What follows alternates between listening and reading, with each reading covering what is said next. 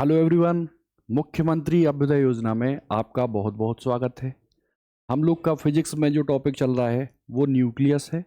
और न्यूक्लियस के बारे में लास्ट क्लास तक हम लोग जिस टॉपिक पे पहुंच गए थे वो देखा था हमने बाइंडिंग एनर्जी पर न्यूक्लियॉन और मास नंबर के बीच में ग्राफ, है ना।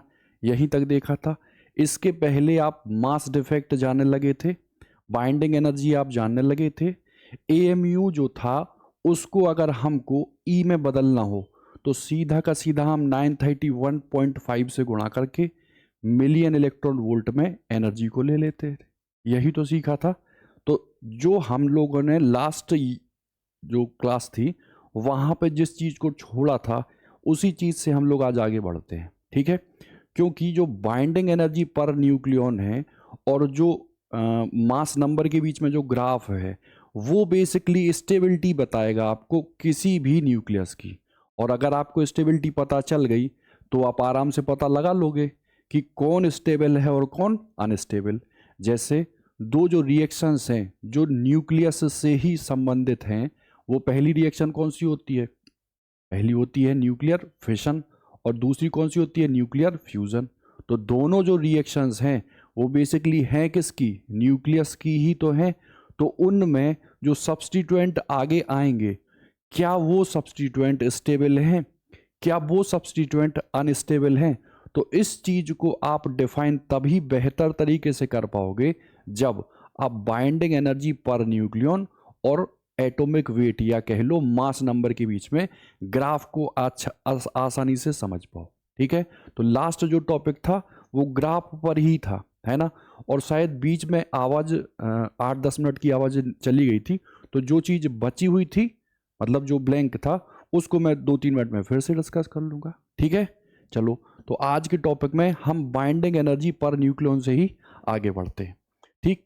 देखो, एक ग्राफ तो आपको पता था कि अगर हम पोटेंशियल एनर्जी का और डिस्टेंस ऑफ अप्रोच यानी कि जो दो न्यूक्लियॉन हैं उनके बीच में अगर डिस्टेंस का ग्राफ खींचते थे तो एक जगह फोर्स पॉजिटिव आ रहा था ना, और एक जगह फोर्स नेगेटिव आ रहा था। याद करो।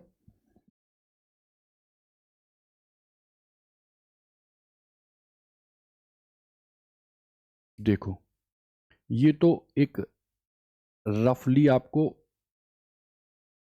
याद होना चाहिए कि हाँ, ये बाइंडिंग एनर्जी का ग्राफ कुछ ऐसा होता है। Just wait wait wait. ठीक ठीक। तो ये है आपका बाइंडिंग एनर्जी पर न्यूक्लियॉन। मैंने आपको पहले ही बताया था कि कोई भी न्यूक्लियस हो उसकी स्टेबिलिटी को आप डायरेक्टली बाइंडिंग एनर्जी से डिसाइड नहीं कर सकते। जैसे मैंने आपको ड्यूटीरियम 1H2, दूसरा सर यूरेनियम और तीसरा आयरन का एग्जाम्पल दिया था। वहां पर न्यूक्लियॉन अगर एनर्जी निकाल रहे थे तो वो आयरन की 8.8 समथिंग आ रही थी, और बताओ यूरेनियम की कितनी आ रही थी? आयरन से कम। इसका मतलब हम जब भी स्टेबिलिटी लेंगे उस स्टेबिलिटी में बाइंडिंग एनर्जी पर न्यूक्लियॉन ही देखेंगे, ठीक। देखो, ये जो ग्राफ है, ये जो ग्राफ है इसमें आपको अंडरस्टूड सी चीजें दिख रही होंगी। और वो चीजें क्या हैं कि देखो, ये जा रहा है क्या? Mass number. देखो, ये 20, 40, 60 डॉट डॉट डॉट करते हुए कहां तक जा रहा है? 240। एग्री? अच्छा, अब देखो इसी ग्राफ में जो पॉइंट नंबर 1 है जो आपको दिखता भी होगा, उसकी अगर बात करो या सबसे पहले आप ऑब्जर्व करो तो देखो यही तो है बाइंडिंग एनर्जी पर न्यूक्लियॉन, प्रति न्यूक्लियॉन बंधन ऊर्जा, जो किसमें है? MeV में। इस ग्राफ में देखो जो मैक्सिमम बाइंडिंग एनर्जी पर न्यूक्लियॉन है वो देखो कहाँ मिल रही है। आप कहोगे सर इस पूरे ग्राफ में जो मैक्सिमम चीज जा रही है वो यहाँ जा रही है, और वो लगभग देखो कितनी है यहाँ पर, कितनी है यहाँ पर। तो जो आयरन है उसके लिए बाइंडिंग एनर्जी पर न्यूक्लियॉन क्या है? सबसे ज्यादा। इस चीज को तो आप याद रख लो, ठीक है। अच्छा, अब आगे बढ़ो तो आप कहोगे सर देखो यहां से ले लो या यहीं से ले लो, लगभग 50 से मान लो ये है 50, ठीक है। 50 से और 80 तक अगर जाओ तो देखो ये स्मूथली चल रहा ना, देखो ये स्मूथली चलते हुए कहां तक जा रहा? यहां 80 तक जा रहा ना। तो आप कहोगे ये सपाट मिलना, मतलब मैक्सिमम तो आयरन की है, मैं एग्री कर रहा हूं, लेकिन जैसे जैसे हम बढ़ रहे हैं रैपिडली थोड़ी थोड़ी थोड़ी थोड़ी सी कम होते हुए कहां तक पहुंच रहे हैं हम, एटॉमिक वेट 80 तक। मतलब ये जो स्टेबल है, ये जो एलिमेंट है या ये जो न्यूक्लियस है, ये क्या है, स्टेबल। क्योंकि स्टेबिलिटी कंडीशन ही है, बाइंडिंग एनर्जी पर न्यूक्लियन यदि आपकी ज्यादा होगी तो ऑटोमेटिकली सी बात है वो क्या होगा, स्टेबल। और स्टेबल होने के लिए हमको उसको तोड़ने के लिए बहुत लार्ज एनर्जी की आवश्यकता होगी। इतनी बात क्लियर है। अच्छा, अब मुझे बताओ हाइड्रोजन का यहां पर एक आइसोटोप है, इसको बोलते हैं ड्यूटेरियम। वहां पर इस ड्यूटेरियम की यदि आप एनर्जी देखो तो 1 से कुछ ज्यादा है ना, मान लो 1.2 है। लेकिन यहां पर बात करो जस्ट यहां हीलियम, तो देखो हीलियम की जो एनर्जी है, बाइंडिंग एनर्जी पर न्यूक्लियन, देखो वो हाइड्रोजन से कितनी है, बहुत ज्यादा है ना। कितनी है, 7। और हाइड्रोजन हीलियम के बाद जो एलिमेंट आता है वो क्या होता है, लिथियम। तो देखो लिथियम की क्या है, जस्ट डिग्रेड कर रही ना, जस्ट कम हो रही ना, और लगभग कितनी जा रही, 5.5 के लगभग। तो देखो पहला पॉइंट जो मैंने आपको बताया वो बताया, जो मास नंबर 50 से लेके 80 तक हैं वो मोस्ट स्टेबल कंडीशन में न्यूक्लियस रहते हैं।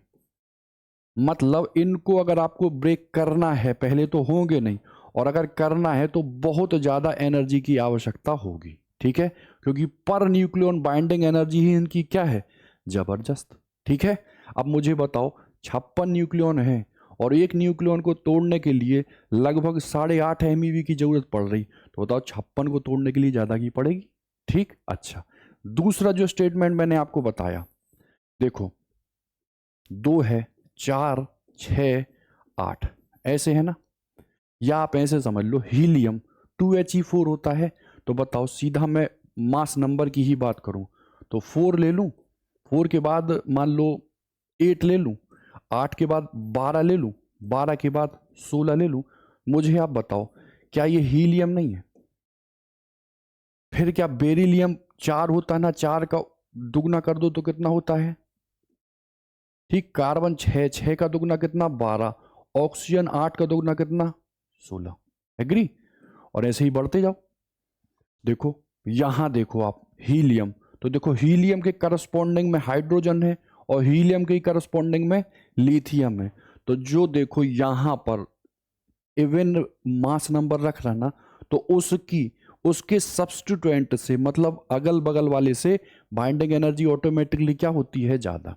देखो ये हीलियम है, हीलियम के बाद मैंने आप ये, चलो बेरिलियम नहीं दिया इस ग्राफ में, देखो ये कार्बन है ना, कार्बन के जस्ट पहले देखो helium, lithium, beryllium, boron, boron. तो यहां बोरोन कुछ नीचे होगा और कार्बन देखो हाई, और देखो कार्बन के बाद नाइट्रोजन देखो कम। वैसे ही आप ऑक्सीजन में देखो, ऑक्सीजन की क्या है, अगर 8 है तो जस्ट बगल वाले नाइट्रोजन की कितनी है, 7.5। और इधर की बात करो तो इधर भी देखो जस्ट बगल में ये क्या है, ऑक्सीजन, ये देखो फ्लोरीन दिया ना, ये 9। ठीक है, तो देखो ये क्या है, कम। मतलब इवन की नॉर्मली याद कर लो, हीलियम है, बेरिलियम है, कार्बन है, ऑक्सीजन है, इनकी जो बाइंडिंग एनर्जी पर न्यूक्लियन है वो जस्ट बगल वाले से क्या होगी, ज्यादा ज्यादा। ठीक है, दूसरी चीज। अब मुझे बताओ थर्ड जो चीज आप देख रहे हैं वो देखो यहां से 80 के बाद से रैपिडली देखो बाइंडिंग एनर्जी पर न्यूक्लियन, देखो देखो देखो देखो यहां तक क्या हो रहा है, कम। क्या हो रहा है, कम। बात समझ में आ रही है? और यूरेनियम की देखो तो कितनी है, लगभग लगभग 7.5 के अराउंड में। कितनी है, 7.5। तो आप मुझे बताओ, एक हमने रिएक्शन देखी थी जिसको बोल रहे थे हम नाभिकीय विखंडन। क्या बोल रहे थे, नाभिकीय विखंडन बोल रहे थे ना, न्यूक्लियर फिशन, है ना।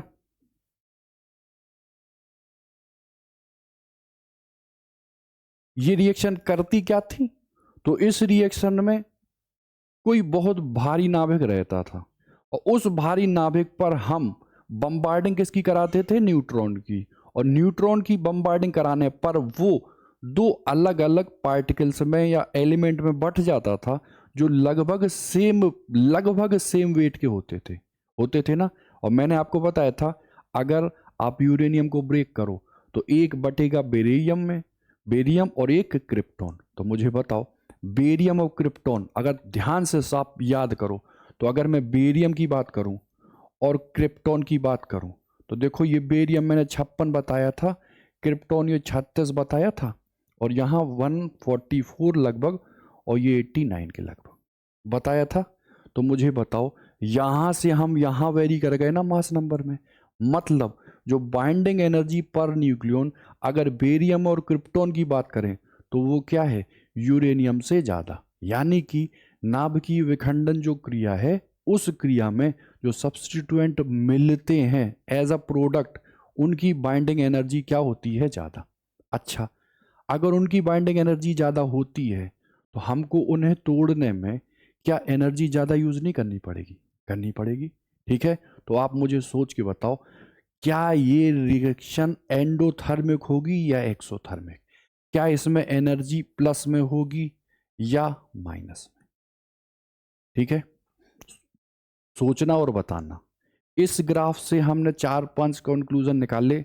मोस्ट स्टेबल आयरन, आयरन के जस्ट बगल में अगर 50 से 80 तक करें तो जो बाइंडिंग एनर्जी पर न्यूक्लियन है वो रैपिडली धीमे धीमे धीमे, रैपिडली नहीं कह लो, स्मूथली धीमे धीमे कम हो रही है, और 50 से 80 तक के क्या है, स्टेबल। फिर अगर बात करो 80 के बाद से, तो बाइंडिंग एनर्जी पर न्यूक्लियन ग्रेजुअली कम होती है।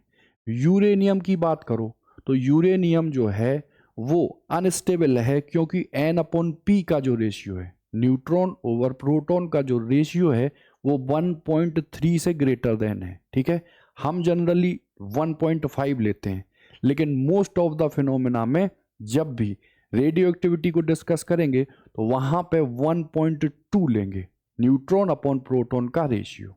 ठीक है, तो ये जब विखंडन या फिशन के थ्रू जो बेरियम और क्रिप्टॉन बनाएगा, क्या उनकी बाइंडिंग एनर्जी ज़्यादा होगी, क्या उनकी कम होगी, क्या इसके बराबर होगी, या इनमें से कोई नहीं। ठीक है, अच्छा, दूसरी जो रिएक्शन है, जिस रिएक्शन को हम बोलते हैं न्यूक्लियर फ्यूजन, जो कि आज की डेट में हाइड्रोजन बम में पॉसिबल है ना।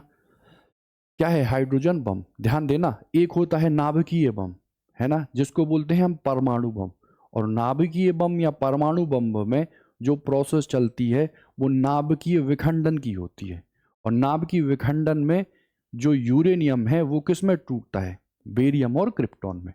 जबकि जो हाइड्रोजन बम है उसमें जो रिएक्शन होती है वो जस्ट इक्विवेलेंट होती है किसी स्टार में, किसी तारे में, और उसी को हम बोलते हैं सूर्य। तो सूर्य की जो असीमित ऊर्जा है वो क्या है, न्यूक्लियर फ्यूजन। अब न्यूक्लियर फ्यूजन में क्या होगा, तो आपको पता है सर, हमने डिस्कस किया था, अगर 1H1 इस टाइप से कितने ले लें, 4 ले लेना, तो यहाँ क्या बनता है, हीलियम, और 2He4। ठीक है, प्लस साथ में क्या आता था, बीटा 0 आता था ना, और फिर यहाँ क्या आता था, न्यूट्रिनो, और लगभग ये आता था 24.7 मेगा इलेक्ट्रॉन वोल्ट। ठीक, तो तुम मुझे बताओ 1H1 मतलब देखो ये है ना, और देखो ये कितने मिल रहे हैं, 4, यहाँ 1H2 है, तो इसी को अगर मैं कुछ लिखना चाहूँ तो 1H2 और कितने टाइम, 2 टाइम, तो इसको अगर मैं लिखना चाहूँ तो ये क्या हो जाएगा, 2He4। Agree, 2He4। और बताओ अगर ये अनस्टेबल या कह लो बाइंडिंग एनर्जी पर न्यूक्लियन इससे यहां तक पहुंच रहा, तो बताओ स्टेबिलिटी ही तो गेन कर रहा, क्योंकि ये अगर बाइंडिंग एनर्जी पर न्यूक्लियन के हिसाब से बात की जाए तो कितनी एनर्जी रखता है, 1.2 मान लो, और इधर पर न्यूक्लियन की कितनी होगी, 7। तो बताओ एनर्जी यहां ज्यादा है कि यहां। ठीक है, तो दोनों केसेस में चाहे वो विखंडन हो और चाहे वो संलयन हो, उसमें जो सब्स्टिट्यूएंट रहते हैं उनके लिए जो बाइंडिंग एनर्जी पर न्यूक्लियन होती है वो क्या होती है, रिएक्टेंट से ज़्यादा। क्या होती है, रिएक्टेंट से ज़्यादा। ठीक है, इस ग्राफ का यहीं तक मतलब था। ठीक है, अब शॉर्ट में आप इस ग्राफ को कुछ ऐसे देख लो बस। ठीक है, ये इस टाइप से बस ये याद कर लो। ठीक, क्या याद करना है, देखो आपने बताया सर हाइड्रोजन, हीलियम, लिथियम, बस। अब जो 4 वाले के थे जिसको बोल रहे थे हीलियम, फिर बोल रहे थे बेरिलियम, लिथियम बेरिलियम, ठीक है, फिर कार्बन, और कार्बन के बाद ऑक्सीजन, ठीक। देखो ये ग्रेजुअली क्या हो रहा है, कम, ठीक है, कोई दिक्कत तो नहीं, बस तो ये याद हो गया, आपको बनाना तो है नहीं, बस याद रखना है, ठीक।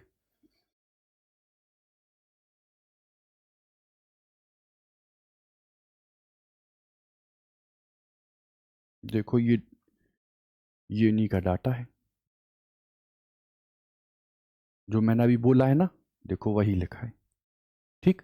कुछ नाभिक, देखो जो जो मास नंबर है ना वो <20 है ना, देखो ये है कार्बन, हीलियम ले लो, कार्बन ले लो, और nitrogen, helium, beryllium, boron, carbon, oxygen, ठीक है, और नियोन।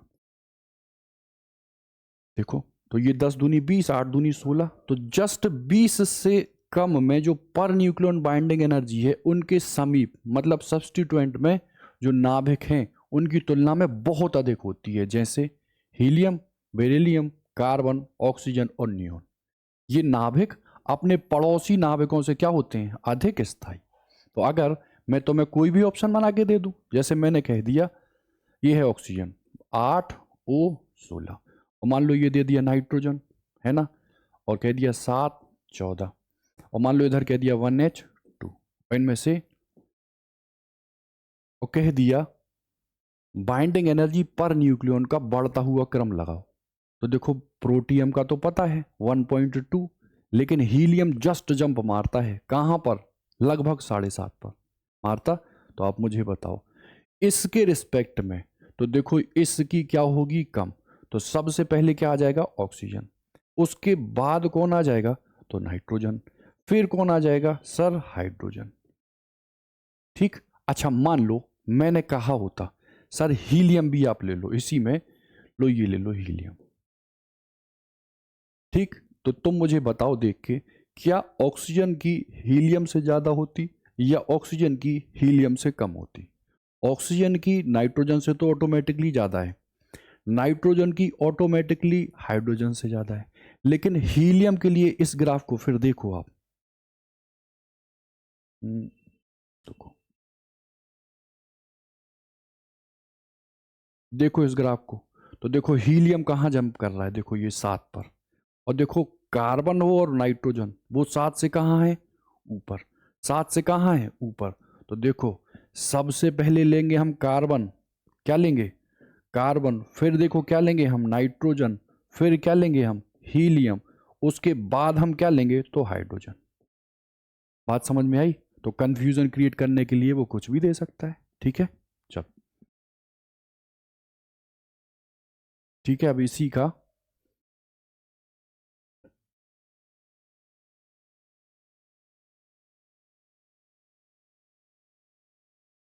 इसी में लास्ट क्लास में जो हम लोग के क्वेश्चन छूटे थे वो ये था। देखो इस क्वेश्चन को पहले पढ़ लो आराम से, ठीक है, तसल्ली से, इत्मीनान से, ठीक, क्योंकि ये ग्राफ है बेसिकली, ये जो क्वेश्चन है ये बेसिकली शुद्ध ग्राफ का क्वेश्चन है जो हम लोगों ने अभी डिस्कस किया, ठीक है। बताओ, दिख रहा ना। हम्म, करो।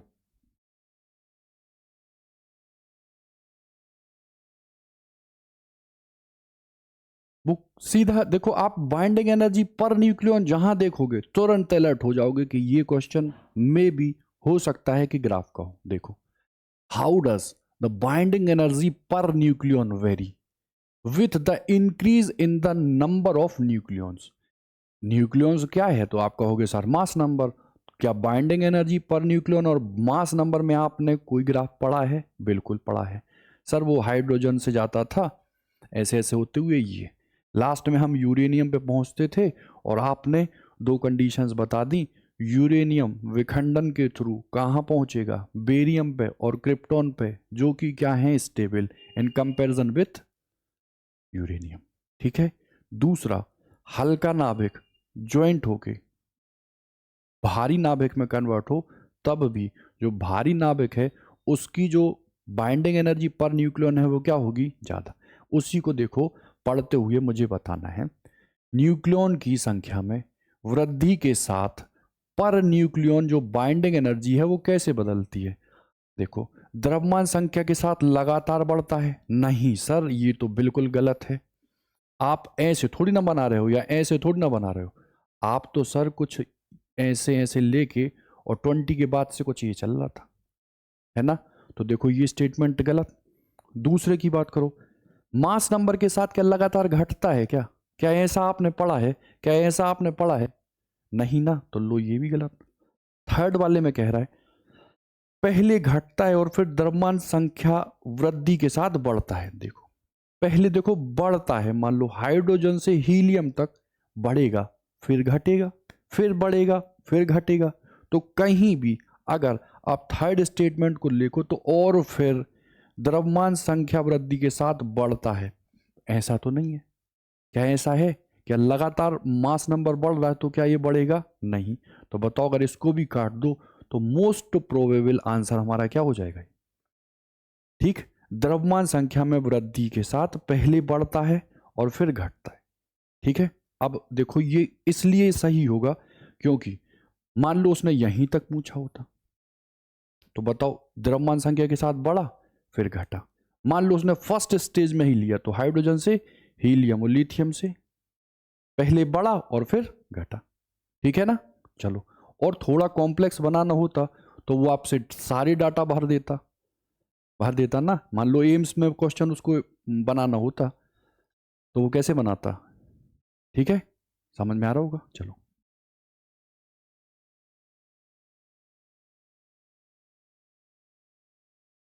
तो रेडियो एक्टिविटी आ गया।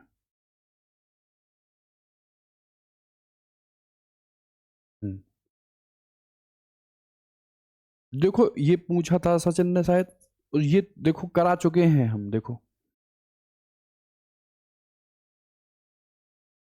उसने डाटा चेंज भर कर दिया और तो कुछ नहीं है। देखो कह रहा है एक एल्यूमिनियम है और ये एक टेलुरियम है। देखो ये जे ए है और ये भी ए है। आर तो तुमको पता है डायरेक्टली प्रोपोर्शनल ए की पावर 1/3 होता है। तो बताओ R1 फर्स्ट की R2 सेकंड की बराबर मैं क्या कर दूं A1 और A2 और ये पावर 1/3 ले लूं, ठीक। A1 देखो कितना है एल्यूमिनियम 27 और ये 125, इस पे पावर 1/3। तो मुझे देख के बताओ ये कितना हो जाएगा 3, ये कितना हो जाएगा 5।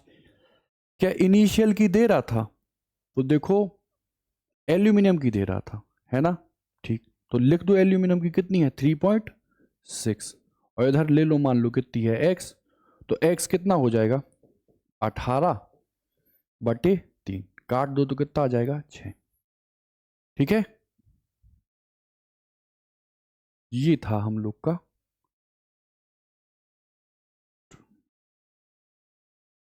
ये था हम लोग का वेलोसिटी पर आधारित, है ना, कि भाई वेलोसिटी जहां दी हो वहां पे हम कैसे अटेंड करेंगे, है ना।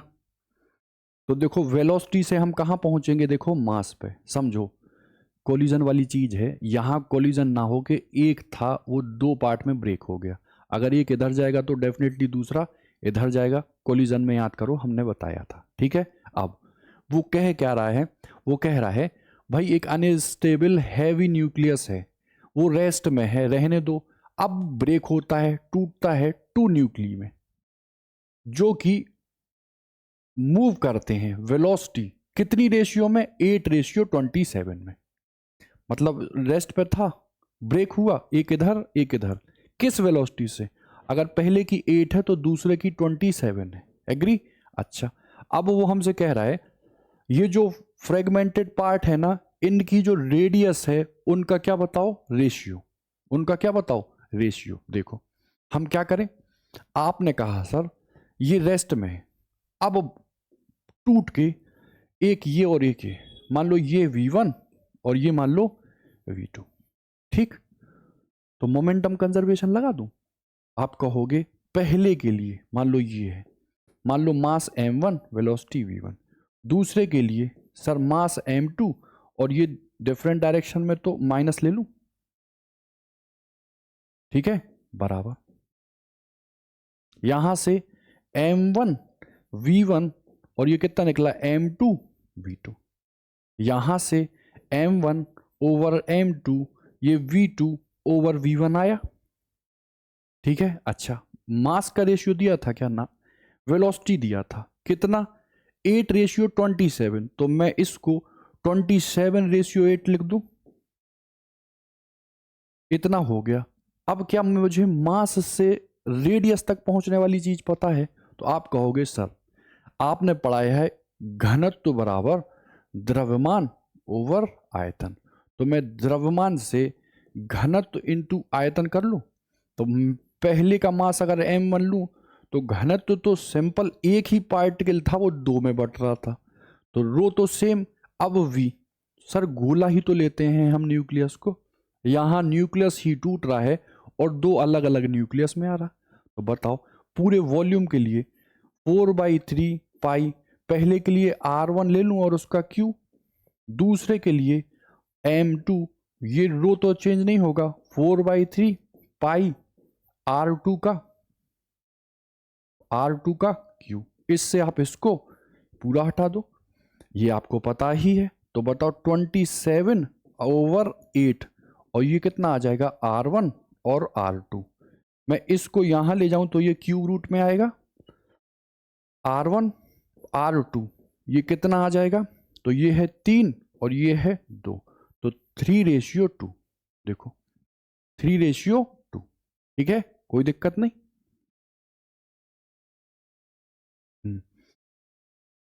एक इस क्वेश्चन को मैंने आपको बताया था कि बिल्कुल आप आराम से करना है ना, बहुत पुराना इंजीनियरिंग का क्वेश्चन है ये, और मैंने आपको 2 चीजें बताई थी। पहली चीज ये बताई थी कि भैया मास जब दिया हो, क्या दिया हो, मास, और वो किस में दिया हो, एटॉमिक मास यूनिट में, परमाणु द्रव्यमान संख्या में, ठीक, तो कुछ मत किया करो, एनर्जी को निकालने के लिए उस मास में आप 931 से गुणा कर दिया करो, और वो एनर्जी जो है वो किस में आ जाएगी, मिलियन इलेक्ट्रॉन वोल्ट में, ठीक है। लेकिन जब मास किस में दिया हो, केजी में, किस में दिया हो, केजी में, तो आप हमेशा ई निकालने के लिए डेल्टा एम सी स्क्वायर करोगे, डेल्टा एम तो भैया यहां आप भर दोगे किस में, केजी में, यहां आप लोगे मीटर पर सेकंड के स्क्वायर में, तो ये जो आंसर आएगा ये किस में आएगा, जूल में। अब अगर आंसर मुझे इलेक्ट्रॉन वोल्ट में चाहिए हो तो हम 1.6 और 10⁻⁻19 से गुणा करेंगे, और अगर मुझे MeV में देना हो तो 1.6 और 10⁻⁻19 और फिर 10⁻6, और ये 6 इधर के 6 को ले जाएगा तो आएगा 1.6 और 10⁻⁻30, ठीक।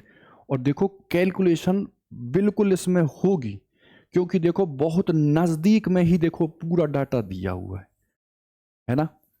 देखो वो कह रहे हैं न्यूट्रॉन प्रोटॉन, देखो माना कि एक न्यूट्रॉन, ये न्यूट्रॉन है, ठीक है भाई, ये न्यूट्रॉन है,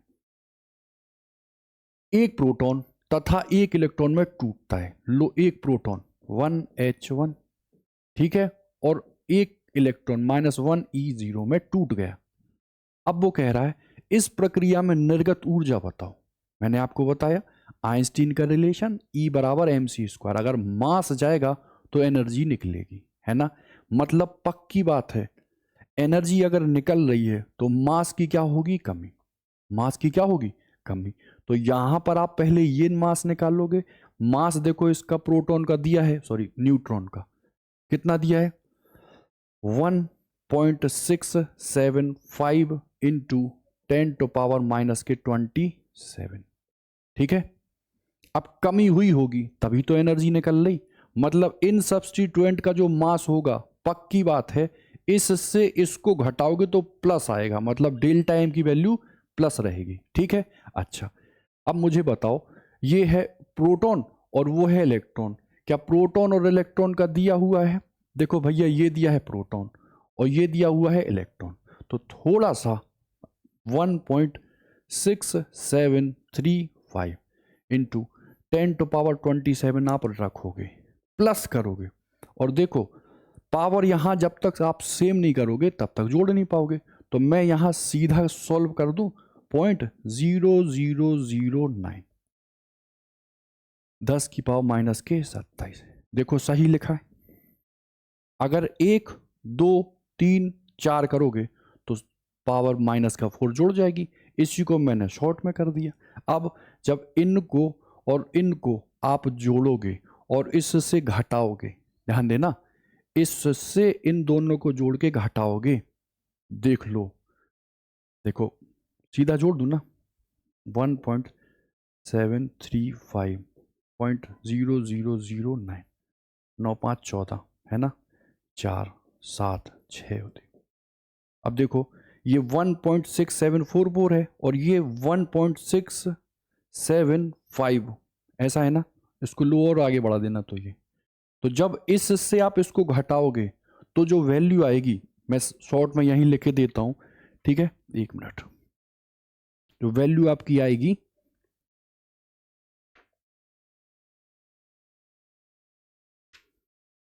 जो डिफरेंस आएगा वो आएगा 0.0011 पॉइंट, ठीक है, 0.0011। जब ये डिफरेंस आएगा, ये किस में आया, ये किस में आया, ये सब मास चल रहा ना, तो ये जो मास आएगा उसमें जब आप गुणा करोगे वो 3 इंटू 10⁻9 हो जाएगा ना, ठीक है, 9 इंटू 10⁻, 8 दूनी 16। अब भाग इसको दोगे 1.6 इंटू 10⁻⁻13 से, तो ये जो पूरा आंसर है ये किस में आएगा, मेगा इलेक्ट्रॉन वोल्ट में। और मैं लिखे देता हूं इसका आंसर जो आ रहा है वो आ रहा है 6.30, ठीक है। देखो आंसर तो आ रहा है 6.18, लेकिन इसके जो अराउंड में जो ऑप्शन सही है वो कौन सा है, 6.30, तो आंसर कितना आ जाएगा, 6.30, ठीक है। बात समझ में आ रही ना?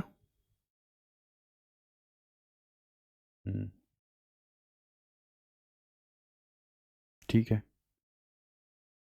1 6 5 में 4 गया 1, ठीक है, और फिर ठीक है, इन्होंने यही लिया 0.001, ठीक है, ये चलो हो जाएगा।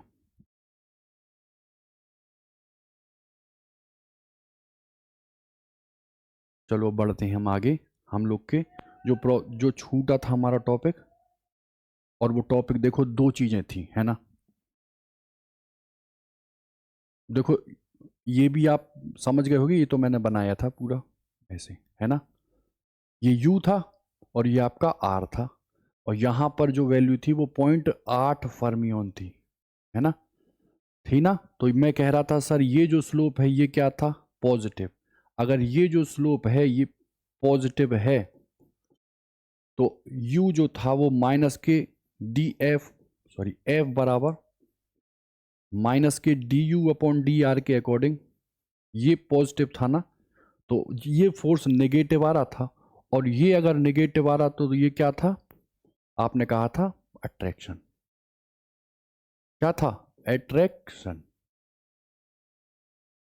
और इधर स्लोप देखो तो नेगेटिव आ रहा था, उस नेगेटिव का जब इससे गुणा हो रहा था तो ये क्या आ रहा था, पॉजिटिव। और यहां जो फोर्स आ रहा था वो कितना आ रहा था, 0। ठीक, इसके क्वेश्चन भी मिलेंगे, देखना प्रीवियस ईयर में दिए हुए, ठीक है। चलो हमारा जो टॉपिक था वो टॉपिक था कि भैया ये जो नाभिकीय विखंडन है और जो नाभिकीय संलयन है ना, जैसे बड़ा नाभिक यूरेनियम बम्बार्डिंग न्यूट्रॉन की तो टूट जाएगा, बेरियम में, क्रिप्टॉन में, और जो 3 निकलेंगे वो क्या निकलेंगे, न्यूट्रॉन निकलेंगे। अच्छा, अब होता क्या है कि चेन रिएक्शन है ये, एक न्यूट्रॉन से 3 न्यूट्रॉन बनेंगे, और वो न्यूट्रॉन फर्दर 9 न्यूट्रॉन को आगे बढ़ाएंगे, और वो 9 न्यूट्रॉन 27 को आगे बढ़ाएंगे। तो अगर हमने इसको कंट्रोल नहीं किया, ऑटोमेटिकली ये जो रिएक्शन है, ये रिएक्शन जबरदस्त तरीके से स्मूथली आगे बढ़ेगी, और क्या होगा, हमको प्रचंड एनर्जी मिलेगी। तो देखो, हम नियंत्रित यदि कर ले जाएं तब तो वो वेलफेयर के लिए यूज होगा, और अगर अनियंत्रित ही किया जाए तो वो किसी टाइप से लॉस या हानि करने के लिए ही यूज होगा ना। तो देखो, वो पूछता क्या है भाई, वो पूछता है 1 ग्राम यूरेनियम का अगर विखंडन करो तो कितनी एनर्जी उत्पन्न होती है। ठीक है, तो मैंने आपको जब रिएक्शन बताई थी, उस रिएक्शन में मैंने आपको बताया था कि सर 180 MeV से लेके और लगभग 200 MeV एनर्जी तक हम लेते हैं। तो इसी को हम ऐसे अगर लिखें, ध्यान देना, देखो सबसे पहले हम 92 यूरेनियम 235 लेते हैं। ठीक है, दो चीजें याद रखना, यूरेनियम अनस्टेबल है, N/P का रेशियो 1.5 ग्रेटर देन 1.5 जाता है। इसकी वजह से एक इवेंट या फिनोमेना ये दर्शाएगा, एक घटना ये दर्शाएगा जिसको हम रेडियो एक्टिविटी कहेंगे, वो अलग है और न्यूक्लियर फिशन अलग है। न्यूक्लियर फिशन हम क्रिएट कराएंगे, न्यूट्रॉन की बम्बार्डिंग कराएंगे किस पर, न्यूक्लियस। कौन सा न्यूक्लियस, यूरेनियम का। तो देखो इनिशियली ये 0N1 हुआ, और अगर इधर देखो तो देखो ये 92 था ना, तो भाई ये 92 ही रहा। ये यूरेनियम 235 और 1 मिलके 236 हो गया। फर्दर ये टूटा, और किस में टूटा, तो वही बेरियम, ऐसे लिख लो, बेरियम, फिर क्रिप्टॉन, और फिर 0N1, ऐसे लिख लो 0N1, और लगभग वही 190 MeV। अब यहां आप जानते होगे ये 56 है और ये 36 है, और ये 144 होता ना, ठीक है, और ये 89 है। ठीक है, इतनी बात समझ में आई, जोड़ के देख लो चाहे, 9 4 13 और 1, 9 4 13 और 3 16, ठीक है, और 8 4 12 और 1 13 और 236, ठीक है, और इधर देख लो 6 6 12, 5 3 8 और 1 9, ठीक है, इतनी बात थी। अब देखो मैंने तुमसे कहा कि ये जो एनर्जी है, ये जो निकलने वाली एनर्जी है, वो कितने परमाणु से निकल रही है, 1 से। ठीक, अच्छा, अब आप मुझे बताओ कि अगर मैंने आपसे कहा केवल ये लिखा है, या पहले आप चेन वाली देख लो फिर हम इस पे बात करते हैं। ठीक, देखो अब यहां से आपको समझ में आ रहा है, ये था यूरेनियम, हमने बम्बार्डिंग कराई सर 0N1 की, फर्दर ये बेरियम, ये क्रिप्टॉन, और ये निकले 1 2 3, सब ये रेडिएशन के फॉर्म, ऐसे ऐसे। ठीक, तो देखो ये 0N1 और 0N1। अब फर्दर ये किसको ब्रेक करेगा, यूरेनियम, तो बेरियम, क्रिप्टॉन, और फिर 1 2 3, ये वही N लिख दूं, N N। इधर बात करो तो ये यूरेनियम, बेरियम, क्रिप्टॉन, और 1 2 3, न्यूट्रॉन न्यूट्रॉन न्यूट्रॉन। तीसरे की बात कर लो तो भाई ये टक्कर लेगा यूरेनियम से, बेरियम, क्रिप्टॉन, और 1 2 और 3, फिर न्यूट्रॉन न्यूट्रॉन न्यूट्रॉन, और यही प्रोसेस आगे बढ़ती जाएगी। ये न्यूट्रॉन, फिर बेरियम, यूरेनियम, फिर ये भी यूरेनियम, और फिर ये भी यूरेनियम, ऐसे ही फिर ये 3 और फिर ये 3। तो अगर ये कंट्रोल ना की जाए, लगातार एनर्जी बनती जाएगी, न्यूट्रॉन निकलते जाएंगे और वो फर्दर से विखंडन की प्रोसेस करते जाएंगे। ठीक है, तो बताओ अगर हम इसको रोक ना पाए तो ये अनकंट्रोल्ड है, और अगर ये अनकंट्रोल्ड है तो क्या है, अनियंत्रित। क्या है, अनियंत्रित। ठीक है, तो आपसे अगर पूछा कि भाई परमाणु जो बम है ना, वो कौन सी प्रोसेस पर आधारित है, आप कहोगे सर परमाणु, तो आप कहोगे नाभिकीय विखंडन, और कहे हाइड्रोजन बम तो वो किस पे है, नाभिकीय संलयन। ठीक है, अब देखो हमको हमेशा बर्बादी तो करनी नहीं है, हमको तो एनर्जी का यूज करना है ना। अगर प्रचंड एनर्जी है उसको हम एसेम्बलेट करके धीमे धीमे यूज़ करते रहें। तो जो हम लोगों को जो अभी लाइट आ रही है, आपने नाम सुना होगा, पोलोनियम है। जिस पोलोनियम को लेने के बाद अल्फा कण निकाले थे किन्होंने, रदरफोर्ड ने, और वही अल्फा कण गोल्ड की फॉइल पर टकराए थे ना। तो जो हाफ लाइफ है पोलोनियम की वो बहुत कम है, 10⁻⁵ और अगर यूरेनियम की बात करो तो 10⁵, मतलब समय दर समय लगातार वो रेज निकालता रहता है और खुद को स्टेबल होने का प्रयास करता रहता है। किस प्रोसेस में? रेडियो एक्टिविटी की। किस प्रोसेस में? तो रेडियो एक्टिविटी के प्रोसेस में। ठीक, अच्छा, हमको तो यहाँ पर कंट्रोल करना है, तो कंट्रोल करने के लिए हम 3 आ रहे हैं, 2 को सोख लें, 1 को जाने दें, फिर 3 जा रहे हैं, 2 को सोख लें, 1 को जाने दें। तो अगर हम किसी प्रोसेस से 3 में से किन्हीं 2 को जाने दें, तो अगर ये 2 गए, 1 गया, 2 सोख लिए गए, तो बताओ ये जो रिएक्शन है ये क्या हो जाएगी? कंट्रोल्ड। और अगर कंट्रोल्ड हो गई, हमने इसको कंट्रोल कर लिया, तो जो लगातार एनर्जी आ रही है, देखो यही तो आ रही, वो यही तो आ रही, तो ये तो कांस्टेंट है, तो इस एनर्जी को हम वेलफेयर के रूप में यूज कर सकते हैं। ठीक है, तो यहां जो कंट्रोलर होता है उसको हम क्या बोलते हैं? कैडमियम। क्या बोलते हैं? CD यानी कि कैडमियम। तो कंट्रोलर के रूप में कौन यूज किया जाता है? कैडमियम। और अगर वो कहे भारी जल, है ना, जो हम लोग को प्रचंड है यहाँ अपने भारत में, D2O, क्योंकि 3 जगह से हम लोग समुद्र से घिरे, ठीक, तो वहां पर अवेलेबिलिटी है किसकी? भारी जल की। भारी जल या कह लो आप ग्रेफाइट। ठीक, तो इनको हम लोग कंट्रोलर के तौर पे यूज नहीं करते हैं, मंदक के रूप में यूज करते हैं। ठीक, क्यों करते हैं वो अभी हम समझा रहे हैं आपको। देखो ये चीज तो समझ में आई, कंट्रोल कर लिया तो ये नियंत्रित है, कंट्रोल्ड नहीं किया ये अनकंट्रोल्ड है। अनकंट्रोल्ड में विध्वंस होना ही है, लेकिन कंट्रोल में एनर्जी का हम वेलफेयर के लिए यूज कर सकते हैं। ठीक है, अच्छा, अब देखो एक रेंज है, आप रेंज तो याद मत करो, लेकिन आप इतना समझ लो, जैसे देखो ये यूरेनियम था, ठीक है, 92 यूरेनियम 238। ठीक, तो देखो है क्या कि जब हम यूरेनियम लेते हैं ना, जैसे जो यूरेनियम रिच कंट्रीज हैं वो हमको जब यूरेनियम देती हैं, तो ऐसा नहीं है कि यही यूरेनियम देती, वो तो कुछ ऐसा देंगी कि आइसोटोप्स के रूप में रहेगा।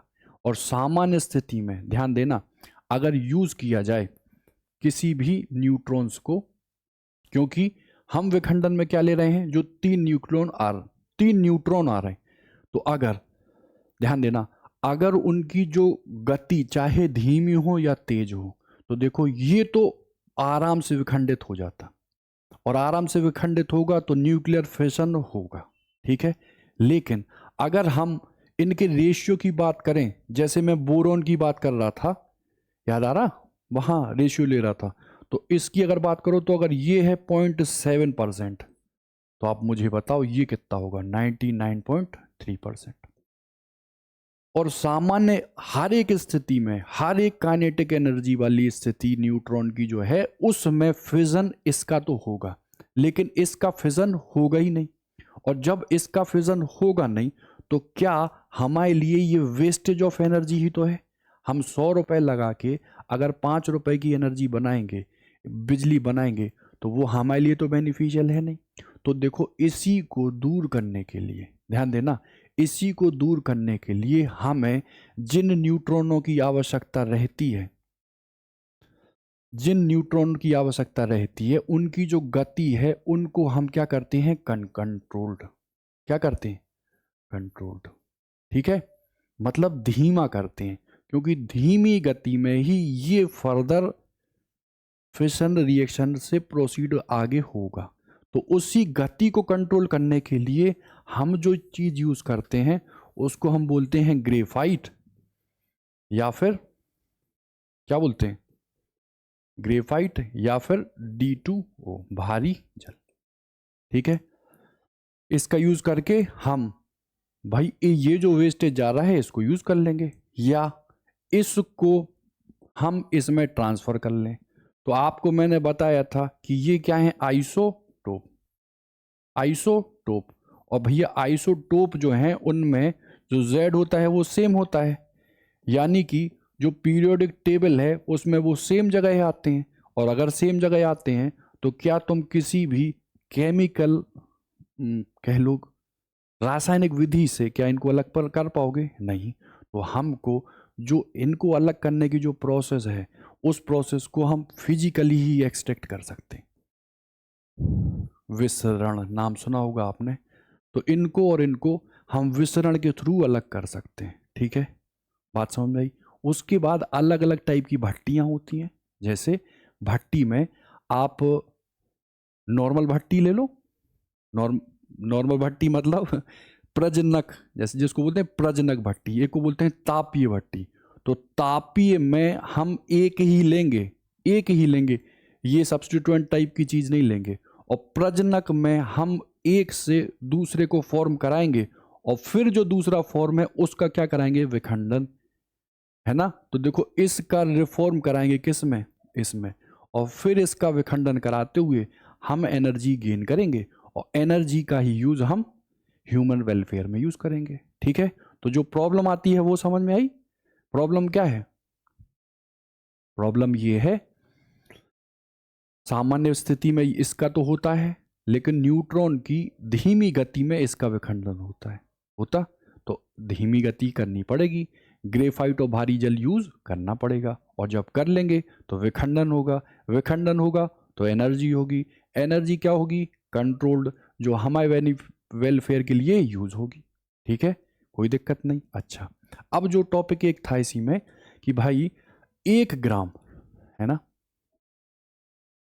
1 ग्राम, और क्या ले लो, यूरेनियम। ठीक, तो वो कहता है उससे कितनी एनर्जी निकलेगी। ध्यान देना, 1 ग्राम पदार्थ अलग चीज है, 1 किलोग्राम पदार्थ अलग चीज है, और 1 ग्राम यूरेनियम वाली चीज अलग है। ठीक है, कंफ्यूजन मत क्रिएट करना, पहले समझ लो। मैंने आपसे कहा देखो 1.66 इंटू 10⁻⁻24 ग्राम, 24 ग्राम ना, ठीक है। और इसी को मैं क्या 1 AMU लिखता हूं, और यही होता है 1.66 और 10⁻⁻27 और किलोग्राम। बात समझ में आ रही? और ध्यान से आप सोचो, तो मैंने आपको बताया था ये X है, ये Z है, ये A है, इसी को हम लोग न्यूक्लियन बोलते हैं। क्या बोलते हैं? न्यूक्लियन। और यहां पर ये जो न्यूक्लियन है ये क्या है, प्रोटॉन, और क्या है, न्यूट्रॉन। तो लगभग लगभग जो इनका जो मास जाता है वो भी कितना आता है, तो हमको पता है प्रोटॉन का 1.67 इंटू 10⁻⁻27 होता है। और अगर प्रोटॉन की बात करो, ये न्यूट्रॉन की, तो ये कुछ एक ऐसे होता। तो ये जो AMU लिखा है, और देखो ये जो किलोग्राम लिखा है, वो बेसिकली एक न्यूक्लियन का ही तो मास है। बोलो, एक न्यूक्लियन का ही तो मास है। तो अगर मास दिया हो तब आप एनर्जी का फॉर्मूला लगाना, E बराबर डेल्टा M C स्क्वायर, ये सब आएगा तामझाम। और जब वो यूरेनियम कह देगा, यूरेनियम, जैसे मैंने यहां कह दिया 7 नाइट्रोजन 14, 6 C12, 92 यूरेनियम 235। तो ये बेसिकली लिखा क्या है, ये मोल लिखा। और वो मोल जो है उसमें कितने परमाणु होते हैं, N। और वो जो परमाणु हैं वो किससे कोरिलेट कराए थे मैंने, मास नंबर से। मतलब 14 भार कितने परमाणुओं का है, N का। और N क्या है, अवोगाद्रो नंबर, जिसकी वैल्यू होती है 6.023 इंटू 10⁻23। ठीक है, तो कंफ्यूज मत करना बिल्कुल भी। ठीक है, अच्छा, अब हम 1 ग्राम यूरेनियम से एनर्जी निकालते हैं कि कितनी एनर्जी निकलती है। उससे आपको कंपैरिजन आएगा कि केमिस्ट्री में एक चीज है जिसको हम बोलते हैं TNT, ट्राई नाइट्रोटोलुइन बोलते हैं ना, ये बेंजीन मंजीन बनाते हैं आप, है ना। और फिर ये नाइट्रो, ये 3 इधर, NO2 NO2 NO2 और CH3 ऊपर, ठीक। तो उसकी कितने गुना मिलती है, और अगर हमको यूरेनियम मिल जाए या ललितपुर जैसी ही जगह में यूरेनियम की माइनिंग अगर होने सफल हो जाए, सच में यूरेनियम मिलने लगे, तो सोचो कि ये ललितपुर कहाँ पहुंचेगा। ठीक है, चलो तो मनाना कि यूरेनियम मिल जाए। चलो तो हम लिखते हैं क्या, एनर्जी जो हमको मिल रही है किससे, यूरेनियम से। ठीक है। हम्म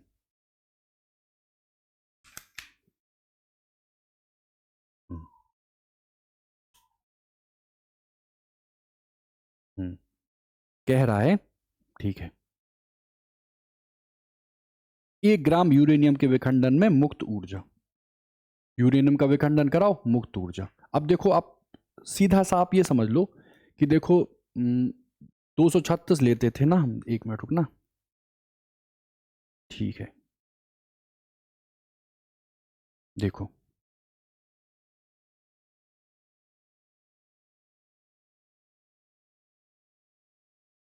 ये रिएक्टेंट है ना। अच्छा, यहां से अगर हम लोग सीधा सीधा जोड़ दें तो न्यूक्लियन जो है, प्रोटॉन और न्यूट्रॉन, वो 235 और एक 236 हुआ। अच्छा 236 मैं सीधा लिख दूं यहां पे 236, ठीक। अच्छा अब जो ये है ना, ठीक है, इसको मैं सीधा एएमयू में लिख दूं, एटॉमिक मास यूनिट, ठीक। अब जो बन रहा है वो, जैसे जो बनता है वो क्या आता है, बेरियम, क्रिप्टॉन, और 3 और 0 N 1, है ना, 56, 36, और ये कितना जाएगा 144, 89, ठीक। तो ये इससे थोड़ा सा कम होता है तभी तो मास डिफेक्ट होता। तो अगर ये इससे थोड़ा कम होता है तो मैं डेटा के रूप में वो लिखे देता हूं, वो कितना आता है 235.80, 235.80, ये क्या है, AMU, ठीक। तो यहां से आप क्या डेल्टा एम निकाल लोगे बिल्कुल, ठीक है। वो कितना आएगा, 0.00 कर दो, 0.20, है ना, ये AMU में आया। अच्छा इसी AMU को 931 से आप गुणा कर दो, ठीक है। तो सीधा मुझे क्या मिल जाएगी, मेगा इलेक्ट्रॉन वोल्ट में एनर्जी, वो कितनी आएगी, तो वो लगभग 190, ठीक। जो कि मैं इक्वेशन में बाहर लिखता था ना, 190 मेगा इलेक्ट्रॉन वोल्ट, ये तो नॉर्मल है, ठीक है। हर जब भी यूज होगा ये, तो कितनी एनर्जी देगा, 190 मेगा इलेक्ट्रॉन वोल्ट, ठीक। अच्छा अब हमको इसी को देखना था किसके रूप में, इस आइसोलेटेड के रूप में, ठीक। तो देखो मैं बना रहा हूं, देखो जरा समझो आप, जब मैंने AMU प्रूव कराया था तो मैं 6C12 का एक परमाणु ले रहा था ना, उसके वेट का मैं 1/12 कर रहा था ना, याद आ रहा ना, कर रहा था। अच्छा तो ये आ रहा था वही 12/N आ रहा था ना, 12/N, और ये 1/12, इससे इसको ऐसे करके आ रहा था ना। बिल्कुल वही चीज हम यहां पर लगाएंगे। तो वो चीज क्या लगाएंगे, आप कहोगे भैया 1 ग्राम परमाणु दिखाई दे पड़ता है मुझे ये, ठीक है। और 1 ग्राम परमाणु में जो संख्या होती है परमाणुओं की वो कितनी होती है, आवोगाद्रो संख्या, और इन्हीं को हम बोलते हैं कितना, 6.023 इंटू 10⁻23। अच्छा इतनों का जो वेट है वो देखो कितना है, 235, और ये क्या है, ग्राम, क्या है, ग्राम। तो मुझे बताओ अगर 235 का जो ग्राम का जो वेट जो है वो कितना रखता है, 6.023 इंटू 10⁻23, ठीक है। या इतने परमाणु कितना रखते हैं, इतना वेट, ठीक है। तो एक परमाणु कितना रखेगा, लेकिन वो 1 ग्राम पूछ रहा, तो 235 ग्राम कितने मिलके रखते हैं, 6.023 इंटू 10⁻23। तो मुझे बताओ 1 ग्राम कितना रखेगा, 6.023 इंटू 10⁻23 ओवर में कितना आ जाएगा, 235। अब इसको मैं शॉर्ट अगर लिखूं तो सीधा 6 और 235 और 10 की पावर 23 लिख दूं।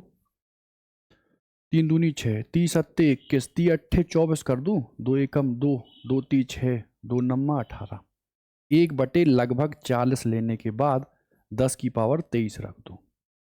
दशमलव लगाओ तो 0 और 0 लगाओ तो 0, 40 दूनी 80 और 1 और 2 और 3 पे शिफ्ट कर दो, या 2.5 इंटू 2 पे करोगे तो 10 की पावर 21, ठीक है। कितना आएगा, 10 की पावर 21। ये क्या है, ये क्या आया, ये परमाणुओं की संख्या आई ना। तो बताओ 1 से कितनी मिल रही थी, अभी बताए थे 190, तो इतनों से कितनी मिलेगी, 190 का गुणा कर दो, ठीक। तो देखो जो आंसर में आएगा सीधा लिख दूं, 2.5 10⁻21 190, ठीक। तो लगभग में जो आंसर आएगा वो आएगा लगभग 5 इंटू, या इसको अगर इधर कर लो यार, 1 2 इधर शिफ्ट कर देना, 2 आ जाएगा, 2.5 दूनी 5 हो जाएगा और 10 की पावर 23 हो जाएगा, ठीक है। मतलब सोच के देखो जरा आप, 1 ग्राम यूरेनियम लो, उस यूरेनियम से कितनी प्रचंड एनर्जी मिलेगी, इतनी एनर्जी मिलेगी। और यूरेनियम का जो हाफ लाइफ है वो भी, समझ रहे हो ना। तो जब सोचो डिसइंटीग्रेट धीमे धीमे धीमे होता है, वर्षों तक चलता है। तो सोचो 1 ग्राम यूरेनियम से अगर इतनी ज़बरदस्त एनर्जी मिल रही है, और अगर 1 किलो मिल जाए हमको कहाँ, अपने ज़िले में, तो सोचो कितनी एनर्जी होगी, है ना। तो थोड़ा सोचो, इस वजह से इस फील्ड में भी आने की कोशिश करो, है ना। भाभा एटॉमिक रिसर्च सेंटर, वहाँ के फॉर्म कैसे आते हैं, अगर मेरा जेई में निकल गया तो हम वहाँ कैसे स्विच करें, है ना। थोड़ा तो सोचो, क्योंकि देखो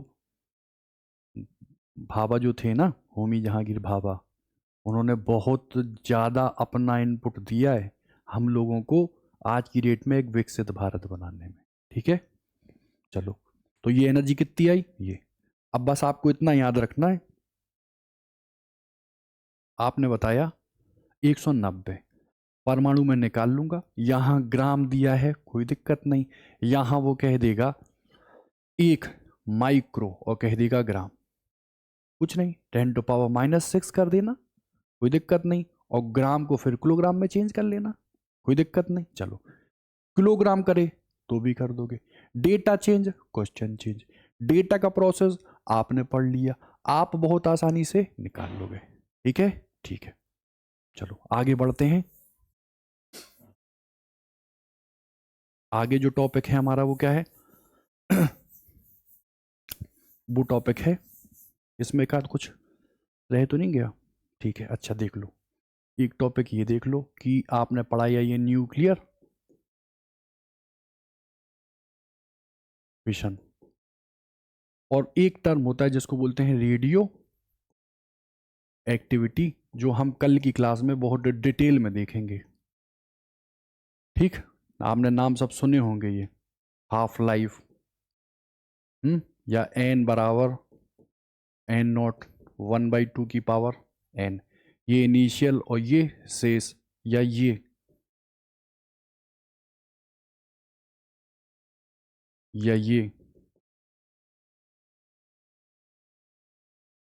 ठीक पढ़ेंगे। देखो तो भाई, रेडियो एक्टिविटी भी एक ऐसी फिनोमेना है जिसमें कोई अस्थाई नाभिक रेज को देता रहता है और खुद को क्या कर लेता है, स्टेबल कंडीशन में लाने की कोशिश करता है, ठीक। तो बताओ न्यूक्लियर फिशन में हम क्या कर रहे थे, तो इसको हम कंट्रोल कर रहे थे। कैसे कंट्रोल कर रहे थे, तो पहले तो हम इसको करा रहे थे, और करा कैसे रहे थे, तो बम्बार्डिंग किसकी, न्यूट्रॉन की। मतलब इसमें कोई सोर्स होगा जो इसको प्रोसीड कराने के लिए उत्तरदायी है, लेकिन ये जो प्रोसेस है ये कैसी है, स्पॉन्टेनियस। कैसी है, स्पॉन्टेनियस। और इसको तो हम कंट्रोल कर सकते हैं और इसको हम कंट्रोल नहीं कर सकते हैं। अगर ये हो रही है तो तुम किसी भी हिसाब से इसको कंट्रोल कर नहीं पाओगे। इसमें जो हमको मिलते हैं वो लगभग दो समान मिलते हैं ना, जैसे बेरियम थे और क्रिप्टॉन थे।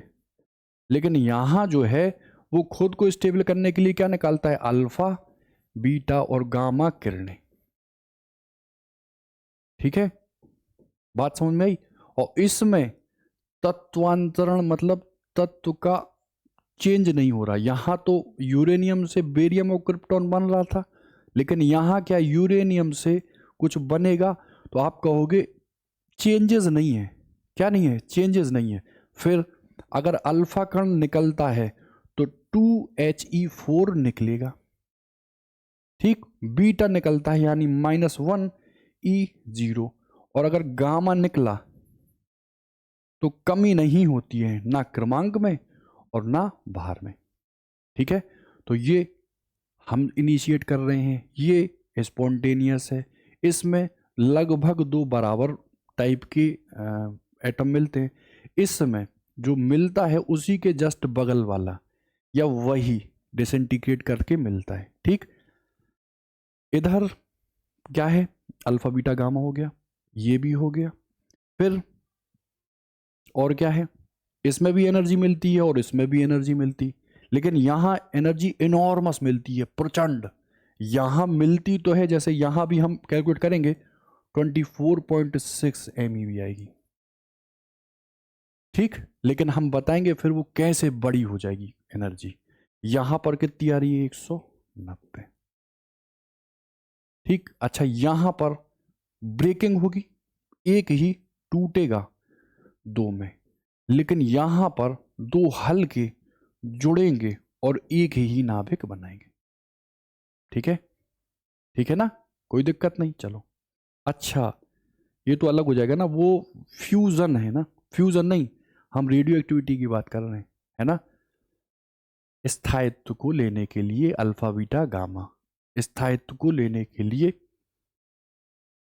ठीक है, ठीक है, ठीक है, इतनी बात समझ में आई।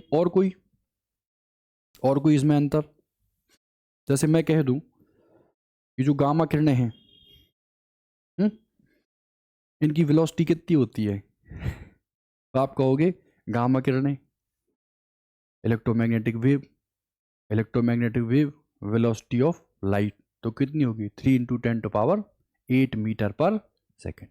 ठीक है, अच्छा इन्हीं पर चलो भी रेडियो एक्टिविटी में देख लेंगे। देखो अल्फा के बीटा के गामा के अलग अलग फीचर्स हैं। ये भारी, ये कम भारी और ये हल्का। जब ये भारी तो गैसों को आयनीकरण खूब करेगा क्योंकि रुका रहेगा, खूब हैवी है ना। ये कम करेगा और ये बिल्कुल नहीं करेगा। वेलोसिटी इसकी ज़्यादा कि इसकी ज़्यादा कि इसकी ज़्यादा, जो भारी उसकी वेलोसिटी कम, जो हल्का उसकी वेलोसिटी ज़्यादा।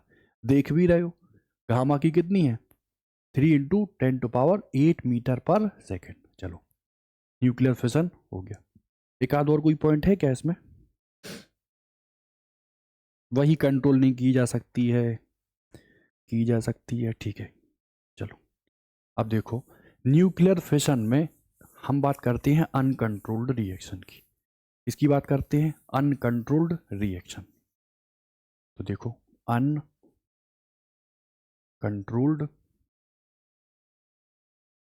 Nuclear fission. ठीक, तो आपने नाम सुना होगा परमाणु बम का।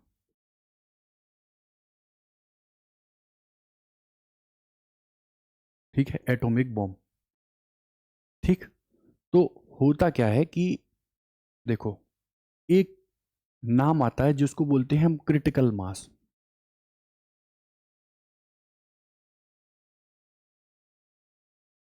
ठीक, जिसको हम बोलते हैं क्रांतिक द्रव्यमान। ठीक, तो एक न्यूनतम मास या द्रव्यमान की जरूरत ही हमें पड़ती है। अगर उससे कम मास हुआ तो अगर हम बम्बार्डिंग कराएंगे न्यूट्रॉन की तो फिजन की रिएक्शन नहीं होगी। मतलब वह मिनिमम मास जो प्रोसीड करा पाए न्यूक्लियर फिशन को। न्यूक्लियर फिजन होने के लिए जो हम विखंडनीय पदार्थ ले रहे हैं उस पदार्थ का एक निश्चित मास होना जरूरी है। उस मास को हम क्या बोलते हैं? Critical mass. क्या बोलते हैं? Critical mass.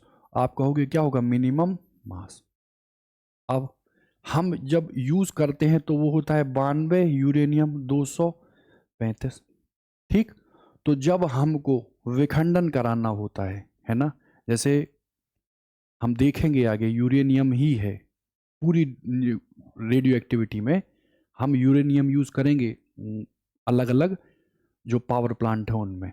तो जो रखते हैं ना यूरेनियम को, वो छोटे छोटे कह लो कि साइज की गोलियों के रूप में, है ना। और वो गोली जो है ना उनका मास जो है वो क्रिटिकल मास से क्या है? कम। अगर क्रिटिकल मास से कम है और अगर न्यूट्रॉन की अवेलेबिलिटी है तो मुझे बताओ, रेडियो एक्टिविटी तो है, अल्फा बीटा और गामा तो डेफिनेटली निकल रही होंगी, लेकिन क्या न्यूनतम मास से कम मास होने की वजह से क्या न्यूक्लियर फिशन होगा? आप कहोगे सर संभव नहीं, क्योंकि क्रिटिकल मास क्या है? कम। क्रिटिकल मास क्या है? कम। वो जो निश्चित द्रव्यमान है उतना तो है ही नहीं। तो हम जब कुछ यूज करते हैं इस टाइप से, है ना, तो यहाँ पर ये जो है ना बीच का स्पेस देखो, ये कह लो आप, ये खोल समझ लो, है ना, ढांचा जो किसका है? आयरन का।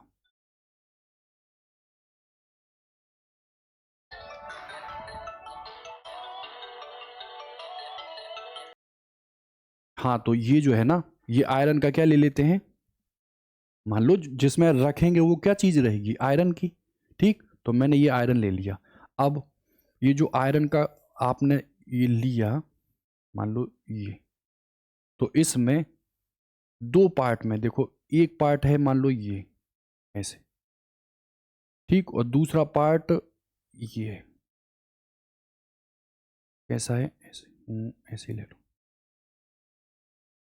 ऐसे ले लो, ठीक, और ये ऐसे ले लो, ठीक, और ये एक यहाँ मान लो खींचने वाली चीज है, वो खींचते हैं ना ऐसे पकड़ खींच के दम वैसे ये नॉब है, ठीक, और ये किससे बंधा है? स्प्रिंग से, ठीक, और बीच में अवेलेबिलिटी किसकी है? न्यूट्रॉन की। तो जब तक इसका मास इसके मास से क्या है? क्रिटिकल मास से क्या है? कम, तो नॉर्मल दिक्कत नहीं है। लेकिन जैसे ही हमने इसको खींच के अलग किया, बताओ ये स्प्रिंग नीचे गिरी और ये मास इस मास से कनेक्ट हुआ जो कि क्रिटिकल मास से क्या हो जाएगा? बराबर या ज्यादा।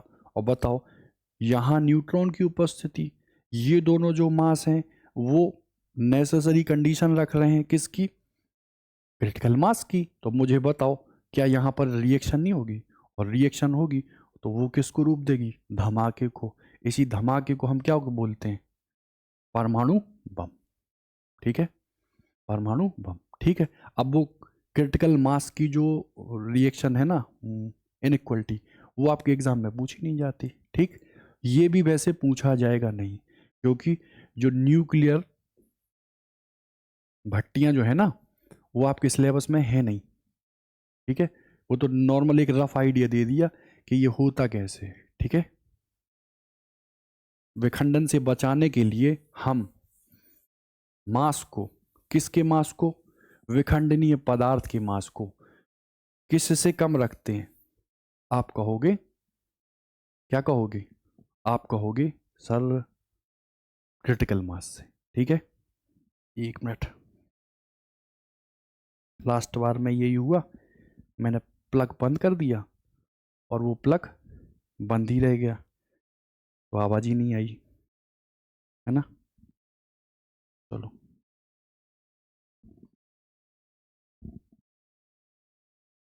चलो, तो इतनी चीज हो गई थी। अच्छा, अब देखो, अब जो टॉपिक है वो बिल्कुल हल्का है, आप जानते भी होगी, 10 में आपने पढ़ा होगा, 11 में पढ़ा होगा। Nuclear fusion. फ्यूजन मतलब हल्के नाभिकों का जोड़ना, और नाभिकों के जोड़ने के लिए जो रिक्वायर्ड कंडीशन है वो एनॉर्मस एनर्जी है। मतलब प्रचंड एनर्जी यदि होगी नहीं तो आप इस धारा पर या आप इस जगह पर क्या नहीं कर सकते हो, नाभिकीय संलयन की प्रोसेस नहीं कर सकते हो। ठीक है, तो जब भी हल्के नाभिक कंबाइंड होकर भारी नाभिक बनाएंगे तो वो जो घटना है या वो जो प्रोसेस है उस प्रोसेस को हम क्या बोलेंगे, नाभिकीय संलयन। ठीक है, जैसे देखो मैं सीधा लिख रहा हूं 1H1 के कितने, 4, ये जुड़ते हैं तो बनाते हैं 2He4। ठीक है, और साथ में क्या बनाते हैं, तो आप कहोगे, ठीक है, फिर ये क्या बनता है, न्यूट्रिनो, और साथ में क्या मिलती है, एनर्जी। बात समझ में आई? ठीक है, तो ये जो रिएक्शन है इसमें हल्के नाभिक जोड़ के भारी नाभिक बना रहे हैं, तो ये जो प्रोसेस है ये क्या है, नाभिकीय संलयन।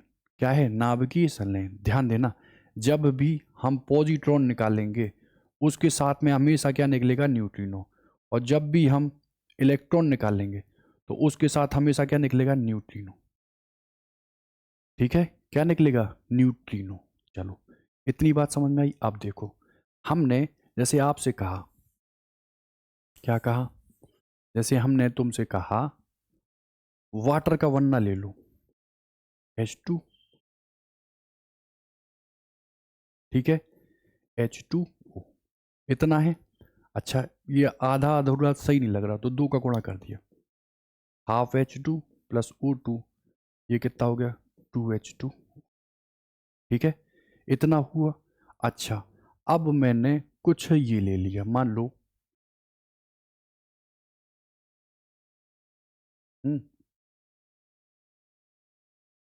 ठीक है, कार्बन, इस नाइट्रोजन ना, लो ये 7 ले लिया। और मान लो कुछ ये करके ऐसे ले लो, ये ले लो, नाइट्रोजन कितना बन गया, 14। ठीक, तो देखो इन दोनों में कुछ डिफरेंस समझ में आ रहा।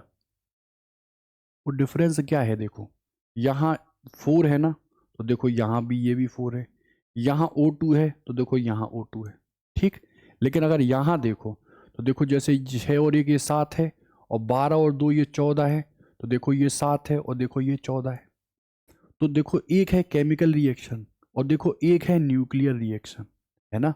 तो बताओ, न्यूक्लियर और केमिकल रिएक्शन में चेंजेस तो समझ में आए, न्यूक्लियर में और केमिकल में क्या चेंजेस समझ में आ रहे हैं। ठीक है, यहाँ चाहे वो मास नंबर हो और चाहे वो एटॉमिक नंबर, क्या वो चेंज होता है, नहीं। लेकिन यहाँ पर बात करो, यहाँ पे जो ये मॉलिक्यूल वाली चीज़ है वही सेम रहते हैं। ठीक है, चलो, तो जो फ्यूज़न है उसमें अलग अलग जो साइंटिस्ट थे उन्होंने बताया कि भाई जो सूर्य है या जो सन है वो तो लाखों वर्ष से एनर्जी दे रहा। तो अगर हाइपोथेसिस की बात करो तो कुछ लोगों ने कहा भाई बहुत सारा वहाँ पे कोयला है, लेकिन अगर बहुत सारा कोयला है तो अभी तक तो राख हो गया होता ना। किसी ने कहा सर यूरेनियम है वहाँ पे, तो सोचो उसका डिसइंटीग्रेशन हो के वो तो ख़त्म हो गया होता ना। तो अलग अलग लोगों ने जब अपनी बातें रखी तो उन्हीं में कुछ लोगों ने कहा कि भैया एक चक्र चलता है जिसको बोलते हैं कार्बन हाइड्रोजन साइकिल। ठीक, तो दूसरे वाले आए उन्होंने कहा हाइड्रोजन हाइड्रोजन साइकिल। ठीक है, ये रिस्पॉन्सिबल है सन की एनर्जी के लिए। ठीक, अब उतना आपको तो याद रखना नहीं है क्योंकि वो तो रिएक्शंस हैं और रिएक्शंस को फाइनली जोड़ जाड़ के यहाँ लिख देते हैं, है ना। जैसे इतना समझ लो, अभी मैं लिख दूंगा, जैसे मैंने लिखा 6C12, आप कहोगे 6 का दुगना है, स्टेबल है, नहीं टूट पाएगा आगे। लेकिन अगर मैंने कह दिया, ये क्या कह दिया, 7 नाइट्रोजन 13, तो क्या ये दुगने के बराबर है, नहीं है। कहोगे अनस्टेबल है, पक्की बात है किसी ना किसी चीज से जुड़ेगा, हो सकता है सर न्यूट्रॉन से जुड़ जाए। जुड़ेगा तो अब मुझे बताओ क्या बन जाएगा, 7n14।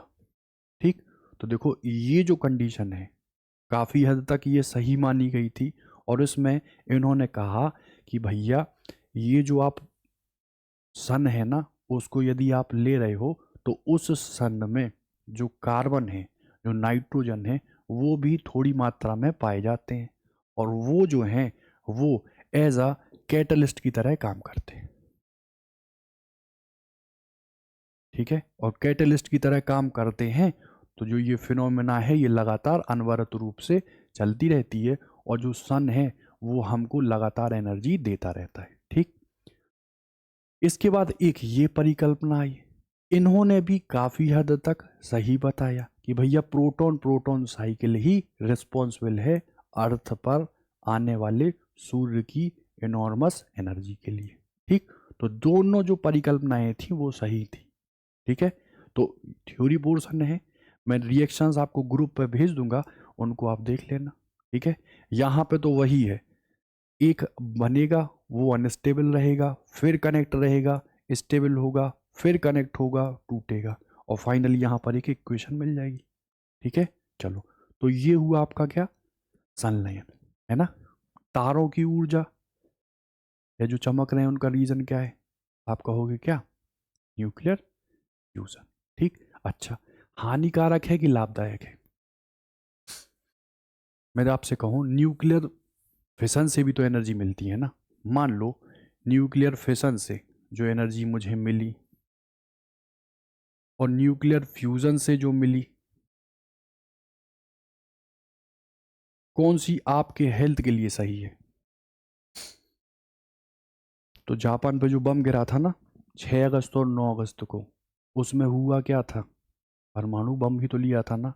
तो वो फर्दर जब डिसइंटीग्रेट होते हैं तो कुछ ऐसे एलिमेंट बनाते हैं जो रेडियो एक्टिव होते हैं, और यदि रेडियो एक्टिव हुए तो किसी की हाफ लाइफ कम और किसी की हाफ लाइफ ज़्यादा होगी ना। और वो अल्फ़ा बीटा और गामा, भेदन क्षमता ज़्यादा किसकी, गामा की। बताओ बॉडी पर इफेक्ट डालेंगे, बिल्कुल डालेंगे।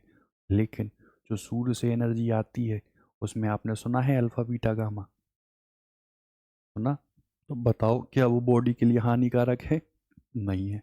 अगर अल्ट्रावायलेट है भी तो प्रकृति ने ही ऐसी व्यवस्था की है।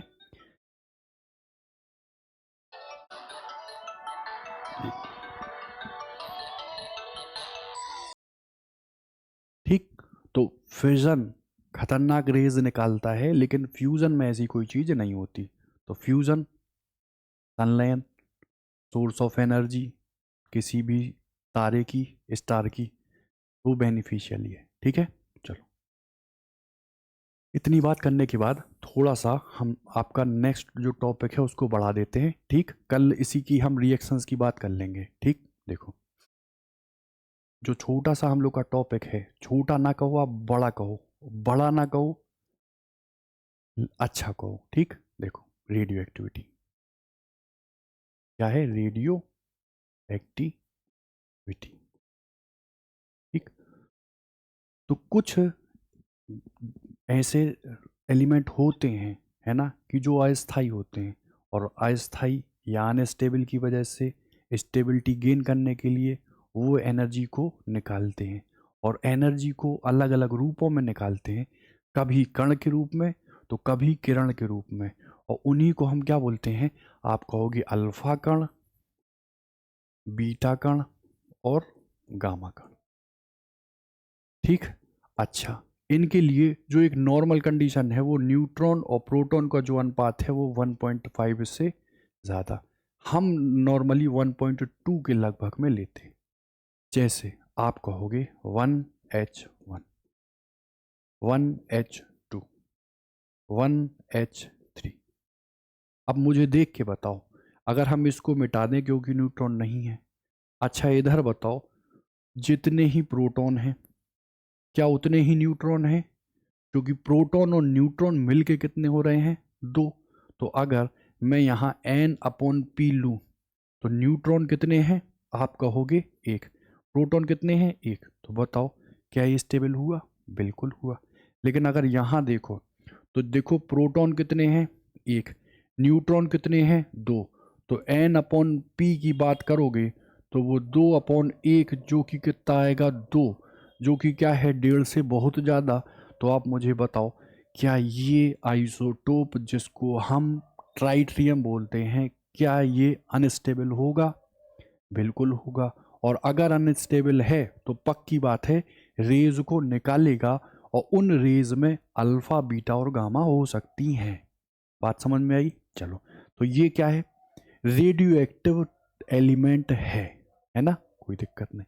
चलो अच्छा, अब अगर आप बात करो नॉर्मल, मान लो 92 यूरेनियम 238 ले लो मान लो, तो यहां प्रोटॉन कितने आएंगे? आप कहोगे हमने पढ़ा है 92। अच्छा, न्यूट्रॉन कितने आएंगे? आप कहोगे सर 238 में से 92 को आप हटा दो तो ये आ जाएगा 6, 13 में से 9 हो गया 4, 146।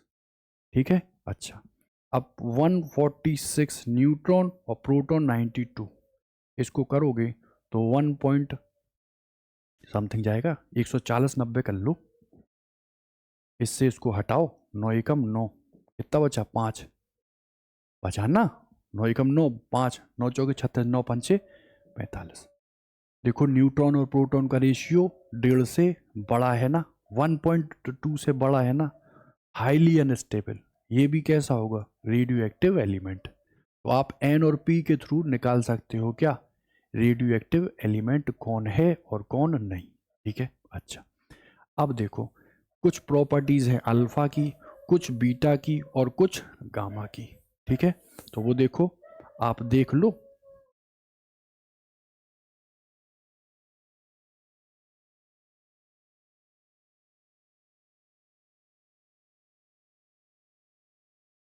देखो,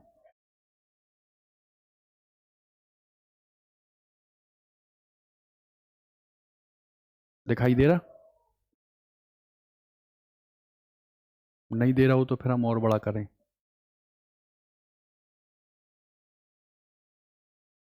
ठीक है, हाँ दिखाई तो दे रहा। चलो, तो देखो इन्हीं प्रॉपर्टी में जो रेज निकलती है ना, अल्फा बीटा और गामा, किस में, अनस्टेबल में। और अनस्टेबल में निकलेंगी तो देखो उन्हीं की प्रॉपर्टीज दी हैं, आपको केवल एक याद कर लेना।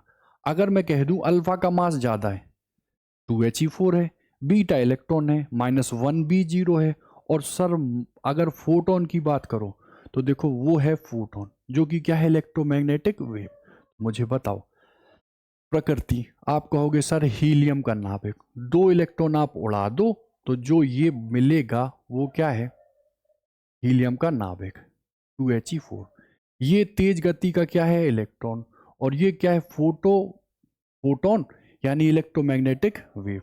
अब बताओ, जो हल्का तो उसकी वेलोसिटी ज्यादा, ये भारी कम। तो मुझे बताओ, चार्ज तो आप समझ रहे हो, 2E, E और 0। अच्छा, इधर द्रव्यमान आपको पता है ना, 2He4, तो प्रोटॉन का कितना हो जाएगा, 4 टाइम्स, और प्रोटॉन का मैं कितना लेता हूं, 1.66 इंटू 10⁻⁻27। वही तो कुछ आ रहा। ठीक है। अच्छा,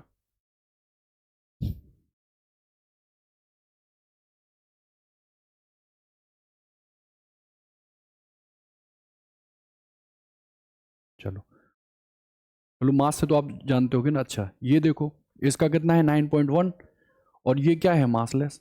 ठीक। अच्छा, इसकी वेलोसिटी तो आपको पता है, वेलोसिटी ऑफ लाइट के बराबर। ये लाइट की 1 से 99% तक वेरी करते हुए पाया जाता। और इधर बात करो तो इसकी 10⁻7, मतलब वो 10⁸, ये 10⁻7। ठीक। अच्छा, इधर बताओ, ये काइनेटिक एनर्जी, ये तो वैल्यू दी है काइनेटिक एनर्जी की। ठीक है, ठीक है, ये काइनेटिक एनर्जी की बात हो गई। फिर देखो ये पेनिट्रेशन पावर सबसे ज्यादा किसकी है, 10,000। इसकी कितनी है, 100। इसकी कितनी है, ये 1। मतलब इसके रिस्पेक्ट में ये 100 गुना ज़्यादा पेनिट्रेट करेगा और इसके रिस्पेक्ट में ये 10,000 गुना ज़्यादा पेनिट्रेट करेगा। अगर चादर ले लो तो भेदने का काम कौन करेगा? गामा। कम ये और सबसे कम ये। अच्छा, इसकी वेलोसिटी कम, उसकी बहुत ज़्यादा। तो बताओ, आयनन क्षमता, आयनाइजेशन एनर्जी करना हो, मतलब गैसों का आयनाइजेशन करना हो, तो किसको लेंगे हम? जो ज़्यादा देर तक गैस में ठहरेगा। और ठहरने के लिए कौन यूज़ करेंगे हम? अल्फा। वेलोसिटी कम, इसकी वेलोसिटी ज़्यादा, इसकी बहुत ज़्यादा। देखो ये कुछ ऐसे ही लिखा है ना, इसका जस्ट अपोजिट, वेलोसिटी का जस्ट अपोजिट। अच्छा, अब मुझे बताओ, इलेक्ट्रोमैग्नेटिक वेव अगर है तो क्या वो डेविएट होती है चुंबकीय क्षेत्र और वैद्युत क्षेत्र में? नहीं। अगर होती ही नहीं है तो बताओ, क्या गामा ई और बी में डिफ्लेक्ट होगा? नहीं होगा। अच्छा, अब बताओ अल्फा और बीटा के लिए, तो सर ये भी होगा और ये भी होगा, क्योंकि चार्ज है। चार्ज है इसका मतलब विक्षेपित वाली चीज है। अच्छा, अब मुझे बताओ, एनर्जी स्पेक्ट्रम, रेखीय का मतलब और सतत का मतलब, वो रदरफोर्ड वो कहते थे सतत, लेकिन आ क्या रहा था? रेखीय, जिसकी व्याख्या किसने कर दी थी? बोर ने। ठीक, तो ये दोनों देते हैं, रेखीय और विविक्त, ये लगातार कंटिन्यूअस, और ये भी डिस्क्रीट और लीनियर। फिर कौन कौन से इफेक्ट दर्शाते हैं? हीट ये जनरेट होती है इनसे, इधर भी होती है, और यहां तो सारे प्रभाव होते हैं। फोटोन ही तो डालते थे, इलेक्ट्रॉन मूव करते थे। Photo electric effect, Crompton effect, युग्म उत्पादन, एनर्जी गिराते थे ना फोटोन की, वो किसके रूप में? इलेक्ट्रॉन और पॉजिट्रॉन के रूप में। तो देखो पूछ सकता वो, युग्म उत्पादन में निम्न में से कौन रिस्पॉन्सिबल है? अल्फा, बीटा और गामा। आप कह दोगे क्या? गामा, है ना। किसकी एनर्जी सबसे ज्यादा? बताओ। ठीक, किसकी आयनन क्षमता ज्यादा? कर लोगे। मैंने कहा किसकी, कह लो। चलो कह क्या लो, तो अब सब हो ही गया। ठीक है।